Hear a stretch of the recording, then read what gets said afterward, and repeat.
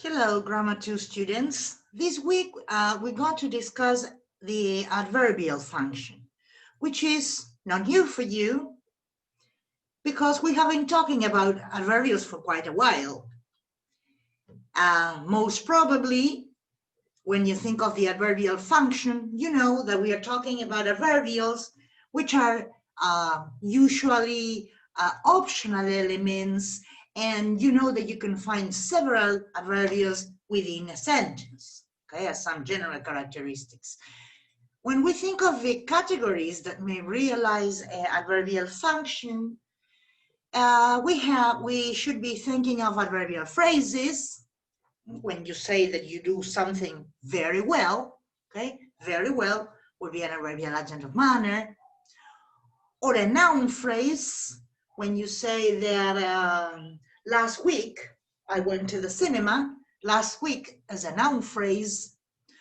Or a prepositional phrase, you can say that I moved to Oregon. To Oregon is a prepositional phrase, again, an adverbial adjunct of place.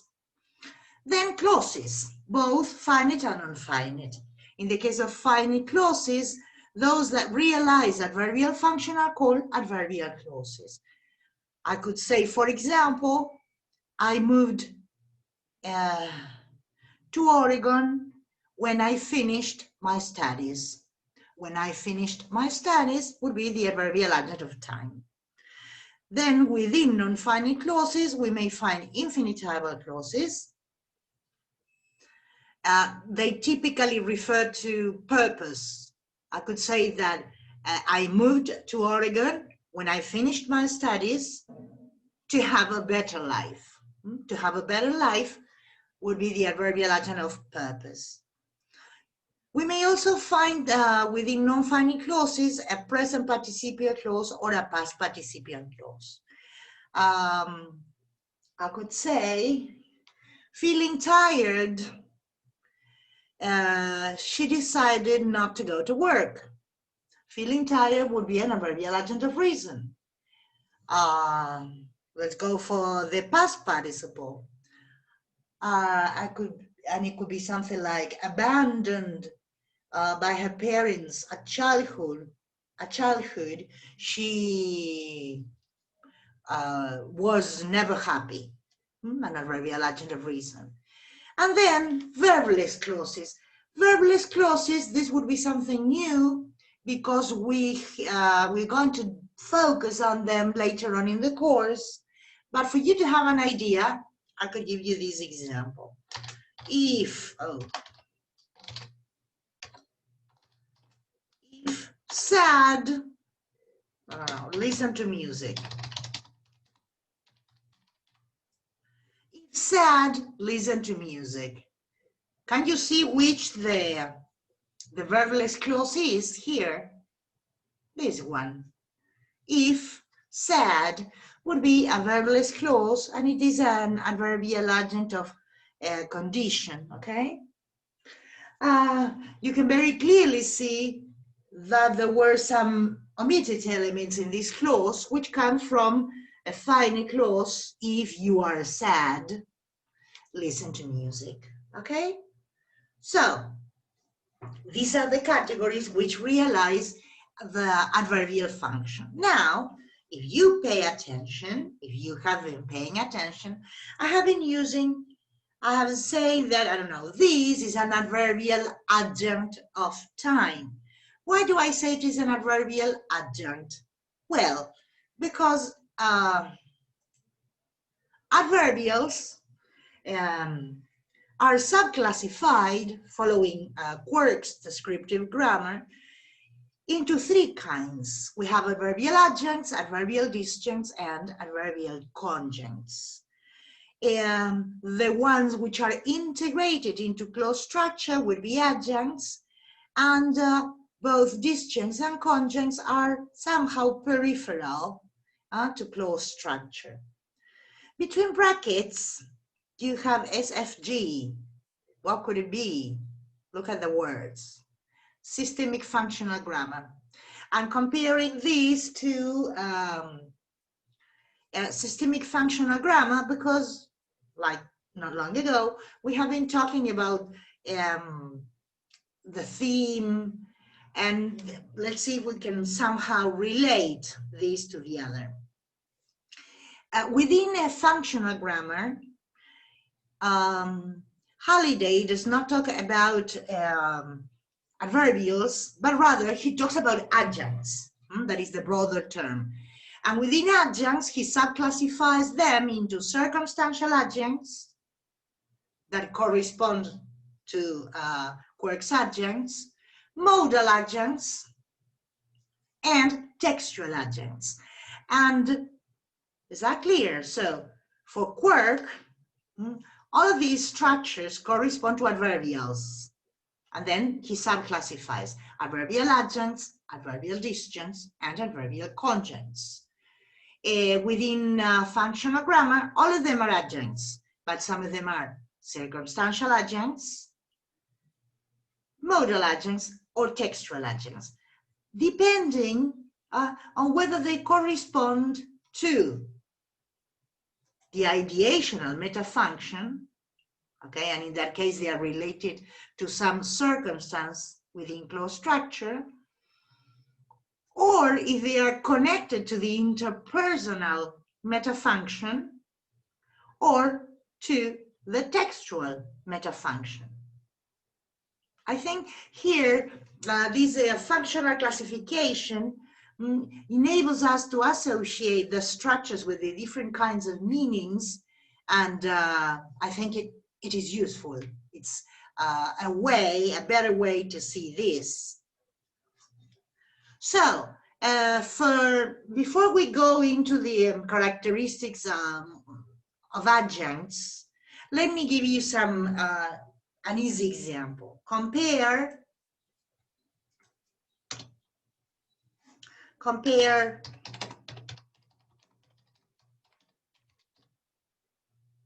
she moves naturally in front of the camera. I have a spelling mistake here, but okay. Or naturally, she hates cameras, imagine. So if you compare both examples, in both you will find an adverbial phrase, the same, naturally. But look at the kind of function within the sentence.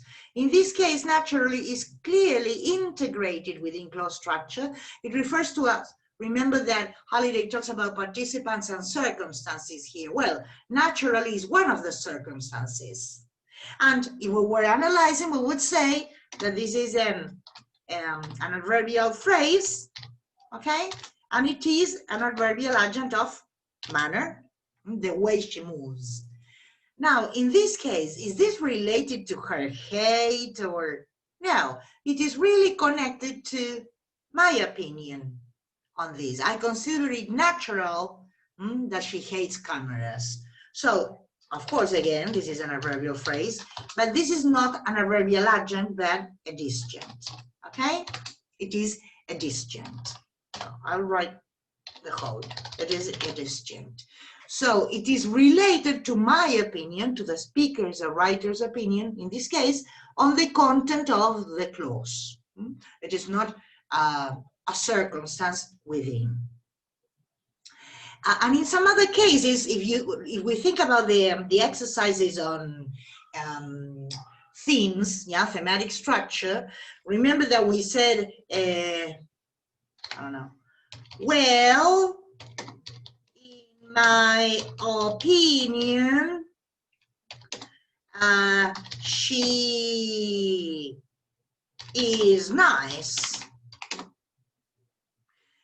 When we talked about the theme, remember, this will be the theme. We agree? Okay. It will be multiple. And I have to go on up to here because she will constitute the topical element. There are elements before, and they are adjuncts using the functional terminology.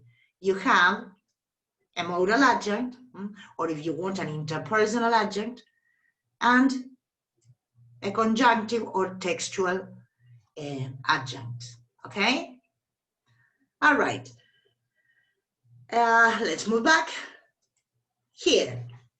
Now that we have somehow talked about the differences, yeah, let's concentrate on other ways of realizing whether we, of distinguishing rather adjuncts from disjuncts and conjuncts. They can be the focus of a question or of clause negation, okay? I could ask, how does she move in front of the camera? That is, you should answer naturally, okay? Or negate, you can negate something. You can say that she does not move naturally. They also, it says they can come within the scope of predication, ellipsis, or proforms. If you say, if somebody says she moves naturally in front of the camera, I could very well say, so do I, and that includes naturally. It means I move naturally in front of the camera. And they can be the focus of a cleft. We haven't worked on cleft sentences, okay? Cleft sentences is again a topic we have to discuss later in the course. But it is a highly contrastive structure, and I would say something like, it was naturally she moved, all right, as some kind of opposing. She moved in a natural way, not in a, I don't know, a sophisticated way.